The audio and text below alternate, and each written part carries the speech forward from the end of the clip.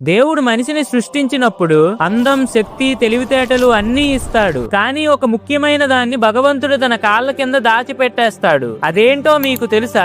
సృష్టి ఆరంభంలో దేవుడు మనిషిని ఎంతో ప్రేమతో తయారు చేసి మనుషులకు కావలసినవన్నీ ప్రసాదిస్తాడు. కానీ ఒక రహస్యాన్ని మాత్రం తన దగ్గరే ఉంచుకుంటాడు. అయితే మనిషిని తయారు చేసి భూలోకానికి పంపించేసిన తరువాత లక్ష్మీదేవి శ్రీ మహావిష్ణువుతో, ప్రభు, మీరు మనుషులకు ఇవ్వకుండా మీ పాదాల కింద ఏమి దాచారు అని అడుగుతుంది. అప్పుడు విష్ణువు, నేను సృష్టించిన మనిషి భూమి మీదకు వెళ్లి నేను వారిని తయారు చేసిన విధంగా జీవించడు. ధనం, సౌందర్యం, ఈర్ష్య, పగ, కుట్రలతో తనకి నచ్చినట్లు నడుచుకొని మోసాలు చేస్తూ సాటి వారిని చూసి ఏడుస్తూ అత్యాశతో జీవితాంతం ధనం వెనుక పరిగెడుతూ భగవంతుణ్ణి ధ్యానించకుండా బ్రతికుండగానే నరకాన్ని అనుభవిస్తారు. అయితే ఆ నరకం నుండి బయటపడే ఒకే ఒక్క మార్గం శాంతి. దానికోసం చివరికి భగవంతుణ్ణి వెతుక్కుంటూ నా దగ్గరకే రావాలి. అందుకే ఆ శాంతిని నా కాళ్ళ కింద దాచిపెట్టాను అని చెప్తాడు. మీకు మనశ్శాంతి దక్కాలంటే ఓం నమః శివాయ అని కామెంట్ చేయండి.